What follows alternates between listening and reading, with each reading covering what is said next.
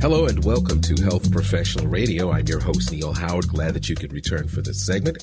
In this segment, we're going to have a conversation with Mr. Ed Tracy, award-winning broadcast veteran, writer, editor. He's joining us to talk about his brand new book, Gorilla in the Room, and other stories that was just published this month, as a matter of fact, which started coming together while battling stage 3 colon cancer. Welcome to Health Professional Radio. Ed Tracy, thank you so much for joining us. Thanks for asking me here, Neil. Award-winning broadcast veteran, writer, editor. Tell us who Ed Tracy is. You've got a lot going on. Well, it's a lot of words, Neil. Really, I've always been around writers and authors. I've started a major library here in Chicago, a military writers library, and I've been around book authoring for almost 30 years, but have not written my own book until this project came along. And it's been really a joy to be involved with it, to kind of reassociate with a mission I feel very strongly about telling people about early cancer treatment and getting their tests, and also telling my own story. Well, let's hear your story. Did you catch your cancer early? Well, colon cancer starts very slowly. In fact, early testing, and particularly if it's in your family, 40 is the new 50 for colon cancer.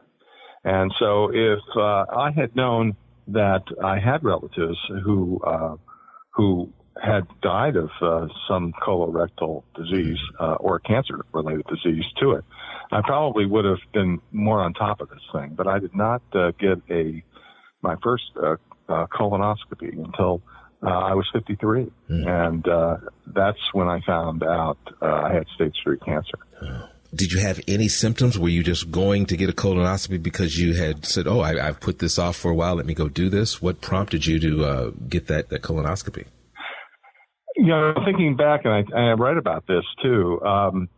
I never really knew what normal was all my life. Certain foods always affected me in different ways.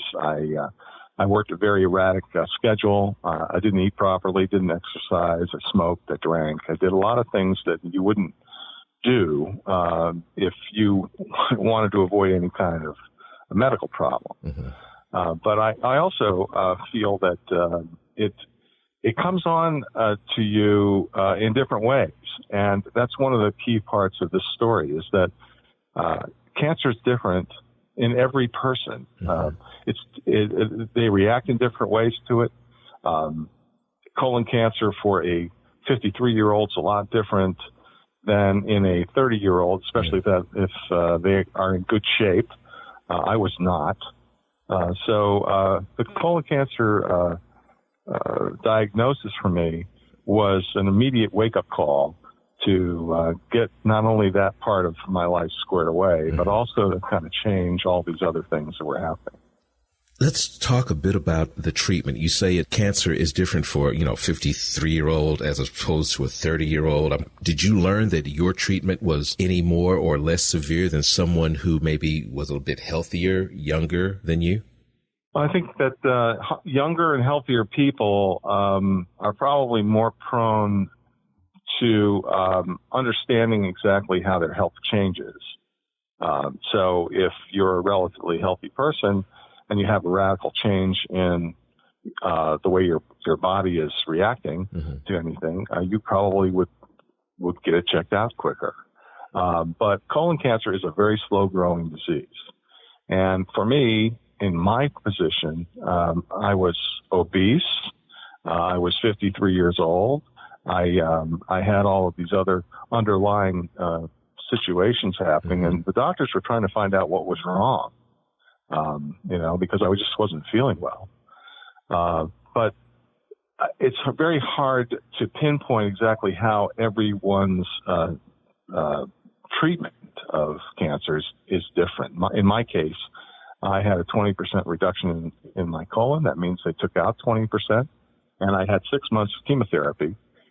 In 2008, it was a regime that involved a 4-hour period at the hospital and then a pump for 2 days that I wore for and it was 12 treatments over a 6-month period. I think they would treat actually my cancer differently today. Mm-hmm. It'd be more isolated because of the continuum that we were on in treatments at that time. I don't think the operation would have been much different because it was located in the back of the area, and it was very hard to get to, so it had to come out. Gorilla in the Room and Other Stories. What prompted you to write this book? I actually started the book as a essay to help friends of mine understand what I was going through. Mm-hmm. I really didn't want to be on the phone a lot or to write a lot of emails. I was trying to focus on work. I had a television show here in Chicago. We were on hiatus at the time. Mm-hmm. And so every 3 months I got together with myself and wrote more of this essay. And at the end of it, when people started to understand that I was going through this, they asked me what was happening, and I sent them the essay. I sent the essay probably to over 100 people, and it really prompted people to get early testing. And I felt that was really the most important thing I had to say. But also I found that the chemotherapy excited some sort of part of in my brain that allowed me to remember these very specific events in my life, people in my life, things that happened. And I found that writing actually helped me cope with the times that I didn't really feel up to doing anything else. Mm-hmm. So the book evolved out of the chemotherapy treatment and was all centered around this essay on my journey and also on the play that is the central part of Gorilla in the Room.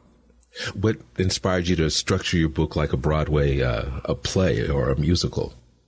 It was part of the chemotherapy experience. I was in the middle of this big room with 34 chairs in it, and I told the oncologist, I said, this should be a Broadway musical, and I think they thought I was a little crazy, actually. But I kept thinking about it, how busy it was, how automatic it was that these technicians are highly, highly skilled people who are treating all of these patients. And every time I went back, I just made a mental note of something different about the treatment center mm-hmm. that I was part of at Northwestern. And eventually, it turned into characters and a play and a musical that I'm extremely proud of. It's not all complete yet. It's mm-hmm. really very roughly defined in the book. It's a through line for the book, but it's all there. And I hope that patients, I call them members of the club, would understand that there's more to their experience, that they can deal with their experience in different ways and, and put a different kind of spin on what they've gone through. Talk about how your association with Norwich University Military College in Vermont, how do some of the relationships that you've made play a role in Gorilla in the Room? Well, Norwich University is the oldest private military college in the country. It's formed in 1819, and it's in my hometown. And when I was growing up, Norwich was really a center of activity for everything. My father worked there for years, and my daughter actually is a graduate of Norwich. But in 1989, I moved back to town from New York, and I became part of the advancement office at Norwich, and met alumni from all over the country who supported the ideals of the university, citizen-soldier concept. Mm-hmm.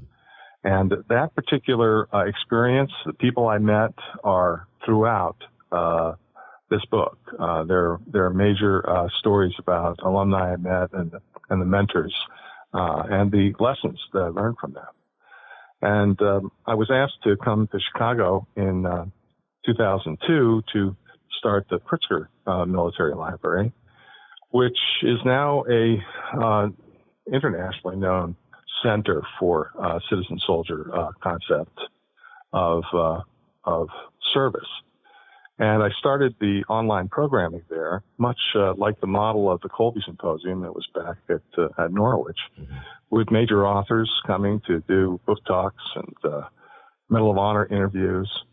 So I guess from the standing of where this whole thing has taken me, some of those interviews, one of those interviews is represented in the book, one of the Medal of Honor interviews with Tom Hudner, and a series of letters that are written, one of which is to the daughter of Walt Ehlers, who was a 1944 Medal of Honor recipient also. Well, Ed, give us a website, some resources where we can learn more about you. Of course, get a copy of your book, Gorilla in the Room and Other Stories. And briefly, a small bit of advice that you'd give to someone going through treatment and trying to stay positive.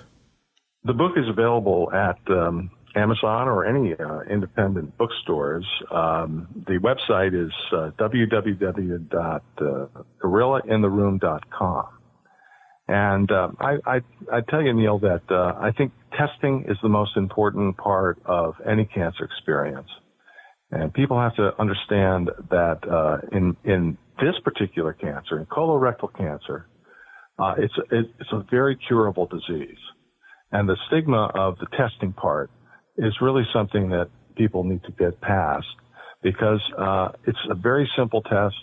It takes a day out of your life, and you can avoid a lot of hardship if you catch it early and you understand that there's a baseline that you can now build upon in terms of your health for the future. Well, thank you for joining us here on the program. Thank you.